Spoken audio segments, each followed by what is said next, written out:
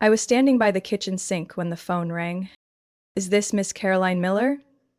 The voice on the other end was polite, but tense like a pulled wire. Yes, this is she. What's going on? We're calling from Pine Valley Bank. We need to verify a loan of $348,000 secured by the property at 1127 Maplewood Lane. I cut her off. Hold on. What loan? I never signed anything like that. There was a pause. Your signature is on the paperwork, and the funds were disbursed nearly a month ago. I gripped the phone tighter. Are you saying someone used my house as collateral and I didn't even know? Not someone else, ma'am. According to the legal documents, it was you. Everything in the kitchen spun slightly. The colonial-style house my husband and I had spent nearly 6 years restoring had been mortgaged without my knowledge. I need to see copies of that paperwork, right now. You can visit our main branch during business hours. If this is fraud, we will initiate an investigation. I hung up. My throat was dry. My name is Caroline Miller, 42 years old, an interior architect specializing in historic home restorations in Charlotte, North Carolina. I own my own firm, Miller and Moss, with over a decade of reputation and loyal clients. I'm not careless, and I'm definitely not someone who would take out a $348,000 loan behind my own back. A mechanical laugh sounded behind me. You okay? Thomas asked, holding a cup of coffee, shaving cream still on the corner of his mouth. I turned to look at the man I had been married to for nearly 12 years. The bank called. Someone used my name to mortgage the house. He furrowed his brow, but only for a second. Probably just a mix-up. Don't worry about it. I nodded, but deep down, something had cracked. I didn't have the proof yet, just a feeling heavy and cold in my gut like stone. That afternoon, I went to the bank. A woman named Sanchez met me with cautious eyes and handed me a thick file. Here's the copy of the loan agreement with signature verification. I sat down and flipped through the pages. When I reached the signature page, my heart pounded. It was my name, but the slant was wrong. The loops were off. It wasn't mine. I didn't sign this. She swallowed. I processed this file personally. Your husband, Mr. Thomas Miller, brought the signed paperwork and said you were out of town on business. And you didn't verify with me? We called the phone number listed on the application. And was that my number? She checked her screen. I stared at the unfamiliar number. Not mine. Not even close. I took a long breath. I want to know where that money went. I'm sorry, we can't disclose the recipient without a court order. Then call the police. Right now. This is identity fraud and misuse of personal property. I left the bank gripping the documents, my stomach on fire. On the way home, I stopped by the Lakeside Cafe where I usually sketch designs when creatively stuck. This time, I didn't bring my laptop. Just a quiet, burning suspicion. I opened Tomas's email on the old shared laptop we had. The password hadn't changed. One email sat quietly in an archived folder. Subject: contract finalized. Sent by someone named Madeline Quinn. I clicked.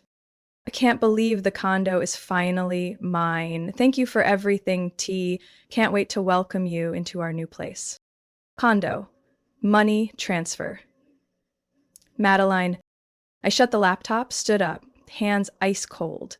Part of me wanted to destroy everything in sight, but another part, the one that studied architecture, that placed every beam in our home with care, knew this would take time, precision. This wasn't about emotion anymore. I needed truth. And a plan. Thomas and I used to be classmates at the School of Architecture at UNC Charlotte. He was drawn to sleek modern lines, while I was enamored with ornate historical details. People often said we were opposites, but I once believed our differences made us complete. We fell in love over sleepless nights finishing projects, over long afternoons debating Victorian rooftops versus mid-century modern balance. Our wedding was held inside a small glass house in Asheville, sunlight streaming through the arched roof, casting soft light over our vows. I used to dream that if I ever stopped being an architect, I'd design greenhouses for dreamers like me. 3 years into our marriage, we bought our first home. A run-down Queen Anne with turret windows, carved railings, and termite-ravaged woodwork. Neighbors called it the haunted house because of its weathered facade. I called it an unfinished sketch. Thomas was just as excited. He was the first to climb onto the roof to inspect the beams, the first to demolish the outdated kitchen wall, to open up the space. In the early years, we were a team. I handled interiors, Thomas took care of the structure. Every evening, we'd sketch out plans at our old oak dining table, sipping red wine and playing jazz in the background. We promised each other, this house would be our forever home, the place where our first child would take their first steps across a floor I polished by hand. But then things started to shift. Thomas took on a project in Raleigh, a high-end lakeside development, and began spending more time away. At first, it was just a few days at a time. Then it became weeks. "It's work, babe," he'd say when I asked. "They need me there. Landscape architecture doesn't always go according to plan." I believed him. I always supported his career. I knew the architecture world didn't let talented people sit still for long. But things felt off when he started criticizing the very things he once praised. "The kitchen looks flashy," he muttered one day as I chose a finish for the cabinets. "Do we really need to spend $12,000 on that Italian oven?" I nodded, but my heart sank a little. The man who once encouraged every design choice I made was now nitpicking every cost. There was the time I mentioned an old classmate who divorced her husband for cheating with a coworker. Thomas shrugged. "You can't really know what goes on inside someone else's marriage." I pressed him, "But if he really cheated?" His answer was cold. "Might be better than living with someone who doesn't care anymore." I froze. I convinced myself it was just stress, but then came the late nights.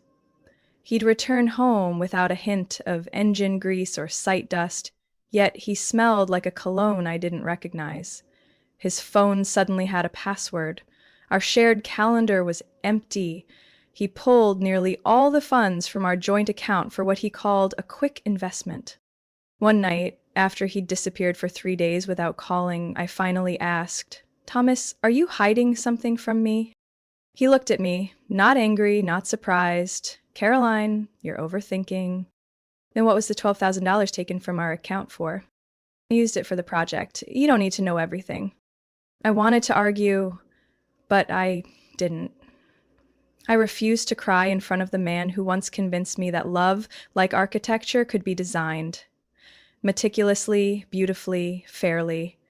That night I slept in my studio. The sound of the door closing behind me felt like something breaking. Something once beautiful. I began installing hidden cameras, not because I feared he'd hurt me, but because I needed to know. After all the days spent sharing this roof, did he still see me as his wife, or just as a temporary co-owner of an asset he was quietly extracting from? I still didn't have the answer, but I knew this house was no longer a home. It had become a scene. And I, unwillingly, had become a figure in a broken blueprint, each brick possibly hiding a truth I wasn't ready for. I returned to the office that Monday morning, but my mind was drifting like a ceiling light still waiting to be mounted. I sat in front of my computer for hours without opening a single design file. Instead, I kept staring at Thomas's laptop, the one he always carried, except that day. Out of habit, I remembered the old password he once used for trip planning. Our wedding date, written backward. I typed it in. It worked. A quiet folder sat in the corner of the desktop, archive_Quinn. I clicked. Inside were PDFs, scanned contracts, wire transfer receipts, and one email with the subject line, "Finalized documents, 1379 Silver Grove Condo." I opened it. The address belonged to a brand new unit in an upscale neighborhood north of Charlotte, the kind of place filled with ambitious singles or trendy young couples. The listed buyers, Thomas Miller and Madeline Quinn. Madeline. The name sliced through my memories like a cold blade across the back of a wedding dress I once cherished. I kept reading. The condo will officially transfer ownership on June 14th. The final payment of $312,500 has been received through escrow bank. Thank you for your trust. June 14th. That was the same day I flew to Miami for an interior design conference. Thomas had claimed he was tied up on site and couldn't drop me off at the airport. I opened the car tracking app we once used for loaning vehicles to friends. I searched for Thomas's car. The trip history loaded. On June 14th, his car had been parked near the Silver Grove condo garage for 3.5 hours. My heart pounded as I glanced at my calendar. That same day, I'd sent him a photo from my hotel balcony, captioned, "Wish you were here." He had replied with a simple smiley face and the words, "Enjoy it, babe." I clenched my fists. Part of me didn't want to believe it. Another part knew I was about to step deeper into something much darker. I opened a burner app and created a new number. Then I texted, "The condo yesterday was beautiful. See you again this afternoon. Mem." Minutes later, a reply came in. "Of course, still 4 p.m., garage level. Don't let her find out." I froze. I knew exactly who her was. I followed up. "Did you finish taking care of the old house paperwork?" 15 seconds later, "All done. Don't worry, that name is gone. Everything's in mine now." That name. Thomas was referring to me as if I were a burden he'd just offloaded. I leaned back in my chair, feeling the blood drain from my body. This wasn't just betrayal. It wasn't just lies. It was a carefully orchestrated plan, and I was nothing but a background character in his twisted story. I printed every email, took screenshots of the text, and saved everything to a private hard drive. I also emailed a backup copy to my work address in case he tried to wipe the files. That evening, Thomas came home on time, a rarity in the past 4 months. He brought my favorite sushi, opened a bottle of red wine, and lit a scented candle. The kitchen suddenly looked more like a commercial set than a real marriage. "We should take a trip," he said as I set my chopsticks down. "Just the two of us, like old times." I looked into his eyes and silently wondered how many years I had spent loving them. "Sure," I answered lightly. "I'll check my schedule." He smiled like things were finally back on track. Little did he know, I was already preparing for something completely different. That night, once he was asleep, I picked up my phone and sent one last message to the burner number. "This is Caroline, Thomas's legal wife. Thank you for confirming everything." Within a minute, the status read, "Seen at 11:48 p.m. No reply." I didn't need one. I didn't sleep. I just stared at the ceiling, the same ceiling where, just last year, Thomas and I stood choosing a French chandelier together. Now I understood he hadn't picked it for style. He'd picked it to cast shadows over the secrets beneath. I knew time wasn't on my side anymore. If he could forge my signature for a loan of hundreds of thousands, he could do worse. I wouldn't wait for his next move. I would make the last one. But first, the evidence had to be perfect. 2 days after sending that final message to Madeleine, Thomas laid a piece of paper on the dining table just as I finished brewing coffee. "This weekend, I booked a cabin down south near Hendersonville," he said without looking at me, his voice casual like he was suggesting a movie night. "We need to get away, start fresh." I froze for a moment, trying not to show anything on my face. That cabin, the one we visited 5 years ago during our first getaway after buying the house, was remote. No cell service, just mountains, streams, and pine forests so dense even emergency vehicles had to call ahead. I nodded. "Sounds like a good idea." As soon as Thomas left the house, I turned on my personal laptop. His email password had changed, but Chrome's browsing history remained. I clicked history. My heart nearly stopped. Over the past 3 days, he had searched. Neck fracture from slipping. Colorless, odorless sedatives. How high must a fall from a wooden railing be to ensure death? Missing persons in North Carolina forests. Cabin accidents, police response procedures. I couldn't believe what I was seeing, but it was all there, clear and undeniable. I took screenshots of every result and uploaded them to a hidden cloud folder with auto backup enabled. Every step calculated.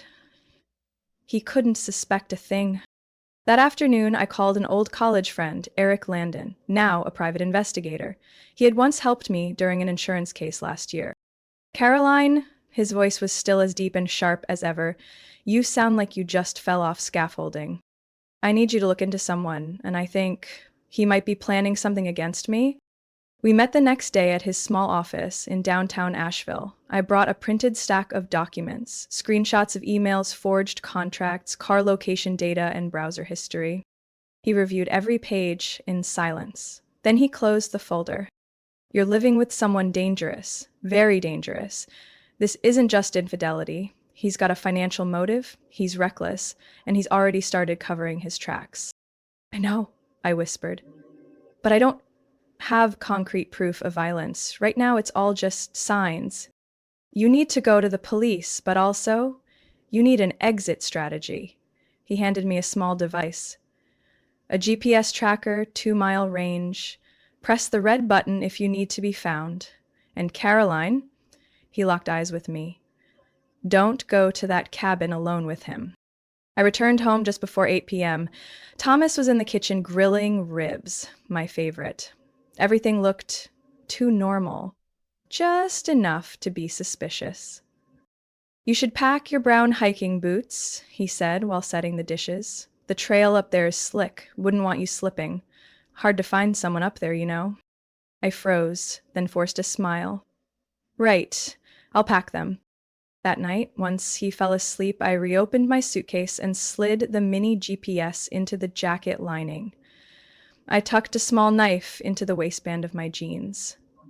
I also turned off location sharing on my phone, only keeping it connected to the tracking app Eric had installed. The next morning, Thomas drove. I feigned exhaustion, leaning my head against the window while keeping my eyes on his hands gripping the wheel. We left the main road and turned onto a dirt path that wound up into the hills. No signs, no homes, just thick trees and the whistle of wind through pine branches. When the car finally stopped in front of a wooden cabin nestled deep in the forest, I knew one thing for certain. If I missed a single detail, if I faltered even once, I wasn't going to leave here intact. Thomas opened the door, smiled, and turned to me with a line that chilled my blood. Just the two of us now, huh? I clenched my fists, eyes scanning the surroundings. No cameras, no neighbors, and the signal bars on my phone had vanished completely. The cabin was colder than I remembered, not because of the weather, but because of the hollow silence that hung between two people who once called each other husband and wife. Thomas took off his coat, lit the fireplace, and poured 2 glasses of bourbon. To a fresh start, he said, raising his glass. I smiled, but gripped the glass without drinking. In my head, I was tracking time. Eric had warned me. If 6 hours pass with no signal, I'm calling the police. It had been 3 hours and 12 minutes since I'd lost service. Feigning fatigue, I excused myself early. Once inside the room, I slid the bolt shut and propped a chair against the door. I opened my backpack and pulled out the flash drive holding everything. Browser history, forged contracts, property photos, texts with Madeline. All had been backed up to 3 separate clouds under false names. A hard copy sat safely in a locked cabinet at the office of Diane Foster, the divorce attorney I'd hired just the day before, a specialist in marital cases involving criminal behavior. The next morning, when I stepped out of the room, Thomas was making pancakes, whistling like nothing had changed. I didn't eat. I didn't talk. I couldn't. Around noon, he headed out to check the trail behind the cabin. As soon as he was out of sight, I stepped onto the porch, pulled out the GPS tracker Eric gave me, and pressed the red button. The light blinked 3 times, then held steady. The signal had been sent. 3 hours later, while I pretended to read by the fireplace, a sheriff's vehicle pulled up outside the cabin. Thomas stepped out of the bathroom, towel around his neck, brow furrowed at the flashing lights. What the hell? I stood, voice cold. They're right on time. 2 officers entered. One, Lieutenant Baines, held up an emergency restraining order. Mr. Thomas Miller, we have instructions to remove you from within 300 feet of Mrs. Caroline Miller. What is this? Thomas shouted. I'm her husband. Not for much longer, I said, calm. I filed for divorce yesterday. on grounds of signature forgery, financial fraud, and suspected attempted harm. His face turned pale. He looked at me with disbelief, as if the game board had been flipped without warning. Caroline, you're imagining things. I just wanted to fix us. I have copies of your search history. I have your messages with Madeline. I have forged contracts with my fake signature. And I have footage from this cabin, including your sweet little comment last night about that slippery trail behind the trees. He said nothing. His fists clenched, then loosened as one officer's hand drifted to his holster. Thomas walked out without looking back. I shut the door and exhaled. A breath I hadn't taken freely in months. When I returned to Charlotte later that afternoon, my sister Rachel was waiting on the front porch. "Eric called me," she said, wrapping her arms around me. "You did the right thing. Now let's go get what you need before he comes back." Thomas still didn't know I'd changed the security code, revoked access to our joint bank accounts, and transferred all personal assets into my name. On Diane's advice, Rachel and I moved like trained agents: passports, birth certificates, property deeds, bank records, social security cards. I didn't forget my mother's photo albums, her legacy to me. While I was in the office grabbing paperwork, my phone buzzed. A message from Diane.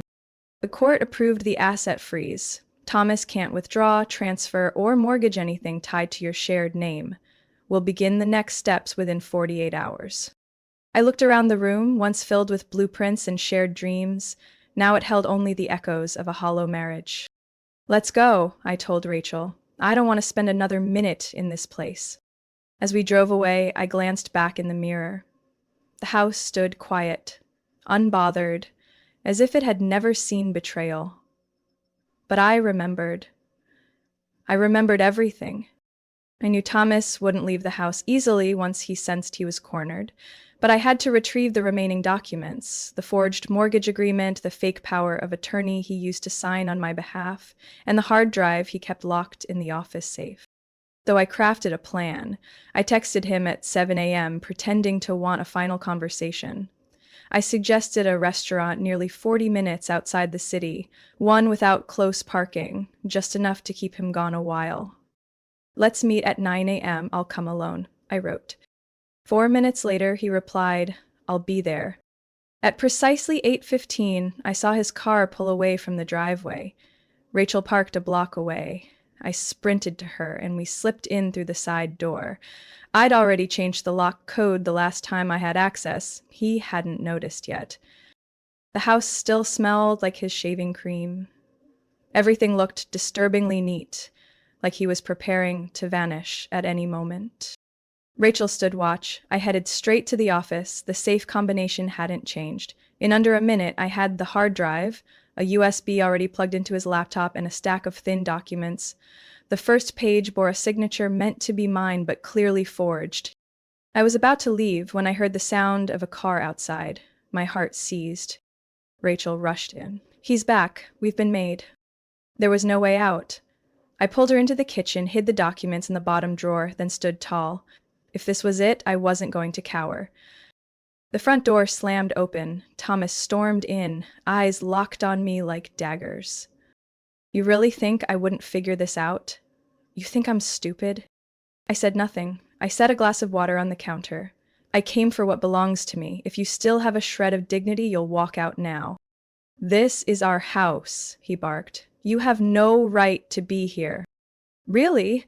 Then explain the $348,000 in a loan with my name that I never signed."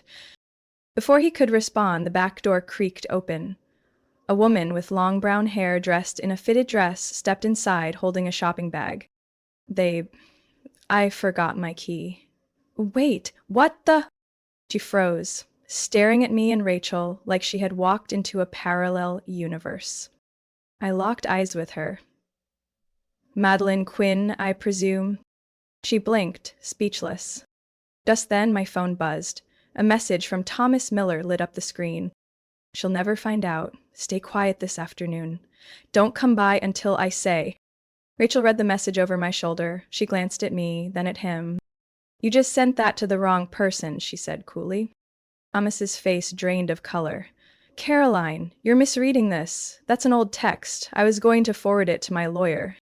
Which lawyer? I held up the phone. The one representing you, or the one preparing to bury you in court for fraud and identity theft? Madeline turned to him, her expression unraveling. You said she signed everything. You said she was out of the picture. I nodded. And I told the bank I never signed a single page. Every bit of it is fake. Just like whatever he promised you. Thomas stepped forward, voice cracking. What do you want from me? To humiliate me in front of her? No, I said. I want to dismantle you in front of the law. Right then, the doorbell rang. Rachel went to open it. 2 police officers stood at the door, along with Diane Foster, my attorney. Mr. Thomas Miller, one officer announced, you're under arrest for suspected identity fraud, financial deception, and violation of a restraining order. I stood tall as they cuffed Tomas right there. In the kitchen he once promised to remodel for his loving wife. Madeline stayed silent, eyes darting between us, too stunned to speak. As they led him out, she whispered, Is all of this real? I nodded. I was once the woman who trusted him without question. Now, I'm the reason he has nowhere left to hide. I didn't watch him go, because to me this wasn't just the end. It was the first step in taking back everything he thought he could steal, including my peace. That afternoon, I stood in the middle of the living room, once the heart of this house, holding a stack of documents waiting for the official police report. Thomas sat on the couch, eyes fixed on the floor, his fingers clenched so tightly they'd turned pale. Jasmine had left the moment the handcuffs were unclipped from the officer's holster. She left behind her handbag, a half-finished glass of water, and a hollow expression, like someone who just realized she was the affair, not the victim. When Lieutenant Baines returned from a phone call, his voice was steady and firm. We've reviewed the signature on the mortgage documents. Preliminary results from the forensic specialist confirm signs of forgery. Combined with the browser history Mrs. Caroline Miller provided, including searches for poison, staged accidents, and financial misrepresentation, we're opening a formal criminal investigation. I set the stack of papers on the table. These are printouts of the bank transfers. He used funds from the fraudulent loan in my name to pay escrow for her condo. Every single transaction has a traceable code. Thomas looked up. I just wanted a fresh start. You're making this more dramatic than it is. You plan to make me accidentally fall at a cabin with no cell service and come back to live in this house with your new partner, I said, eyes locked on his. Do you have any idea how much I loved you? How close I was to missing all of it? The officers continued their documentation, seizing the hard drive and other electronic devices. One leaned in and spoke quietly to me. He's not in cuffs yet, but he's not allowed to leave the state during the investigation. If he tries to destroy any evidence, we'll issue an immediate arrest warrant. I nodded. Understood. When the police left, I turned to Thomas. What are you still doing here? This isn't your home anymore. He stood slowly. You can't just throw me out, Caroline. I held up the paper. The divorce petition has been filed. The restraining order is in effect. My attorney notified you this morning. The joint accounts are frozen, and the house is legally under my control until the court decides otherwise. Thomas laughed dryly. So that's it. You're really ending it. No, you ended it when you forged my name on a $348,000 loan to buy your girlfriend a condo. I didn't wait for another word. Rachel and I moved quickly, gathering his things. The laptop, his watch, even the dry-cleaned suit he'd never wear again. We stacked it all neatly on the front lawn. His small pickup truck was still parked on the street. I didn't touch it. I simply placed the keys on top of the pile of clothes. Neighbors peeked from windows. A few stepped out onto their porches. I wasn't ashamed. I wanted them to see. I wanted them to understand. The one who destroyed the marriage wasn't me. Thomas came outside, colder than the October wind. He bent to pick up his cashmere sweater, then looked back at me one last time. You're going to regret making me a public joke, he said under his breath. I stepped down the porch steps, standing eye to eye. I'll never regret defending my life, my property, and my dignity. But if you dare come back, the law will regret it for me. He froze, didn't argue, didn't yell, just turned, walked to his truck, started the engine, and drove away from Maplewood Drive. Maybe for the last time. Back inside, Rachel gently touched my arm. Are you okay? I looked around the room, no longer filled with betrayal, no longer shared with a man who lied with every breath. Not yet, I said, but from now on, I'll live on my own terms, in the home I defended with everything I had. 3 months after Thomas was escorted out of the house, the court delivered its verdict. He received a 2-year suspended sentence for document forgery, financial fraud, and misappropriation of a home equity loan. He was also ordered to repay the entire amount, over $370,000, including legal fees and property loss damages. The Silver Grove condo he'd bought for Madeline was seized by the bank and sold at auction. After taxes and fees, the sale yielded only $295,000. Thomas was left to cover the remaining $75,000, due in full within 5 years. When the sentence was read aloud, he didn't argue. He didn't even look my way. He knew every escape route had already been sealed. 3 days later, I received an email from his former employer, Arrowstone Design Group. They confirmed Thomas had been terminated following local media coverage. The news article was brief, but it made waves throughout Charlotte's architectural community. Architect Thomas Miller, formerly Associate Project Director at Arrowstone, has been dismissed following charges of forgery and financial misconduct involving shared assets and professional ethics violations. I didn't feel triumphant, but I did feel justice and clarity. From the day he left, I started rebuilding my life. First, I renovated the house, not because it needed fixing, but because I needed to make it mine again. A space free from the years spent sharing it with someone who had betrayed me. I repainted the entire ground floor in warm, earthy tones, olive, burnt amber, and smoked oak. I replaced the curtains in the living room, refinished the hardwood floors, and tore down the wall Thomas had insisted we keep for historical character. Now it's an open space, filled with sunlight and finally home to the easel I'd never let myself buy. I redid the bedroom too, new sheets, new bed, new custom closet.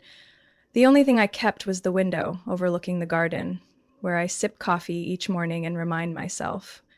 I survived. Not just a broken marriage, but a calculated plan to rob me of everything I built. Strangely, my career flourished in the aftermath. A local newspaper ran a feature titled, Architect Caroline Miller, Rebuilding Life and Space After a Shocking Betrayal. My phone didn't stop ringing for a week. Former clients came back. New ones arrived out of curiosity and stayed for the substance. They asked me to design spaces that felt safe and resilient. They weren't just hiring a designer, they were investing in a story. The story I lived through. The story I now embed into every line and every corner I draft. 3 months later, I was invited to speak at a conference in Atlanta titled Women Reclaiming Their Space. Standing on that stage, I shared everything. Not to play victim, but to send a message. We don't have to wait for someone to save us. We can save ourselves. I ended the talk with a photo of my new kitchen. Once a war zone, now a warm haven. The place where I host friends, bake bread, sip wine, and let jazz echo into the night. No more tears, no more shameful glances. Each morning, as sunlight spills across the porch, I step into the garden I rebuilt with my own hands. Lavender, purple asters, and a young pine tree planted right where Thomas used to set up his drafting table. I no longer need anyone to tell me I'm strong. I already know.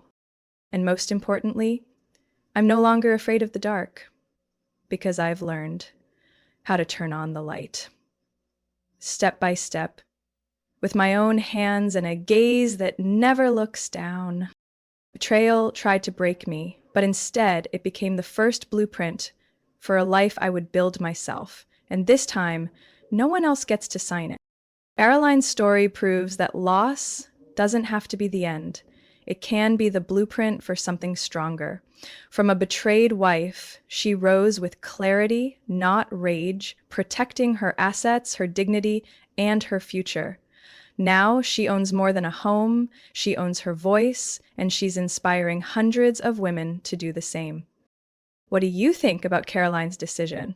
Would you have the courage to do what she did? Share your thoughts in the comments, and don't forget to follow the channel for more powerful stories about family and resilience.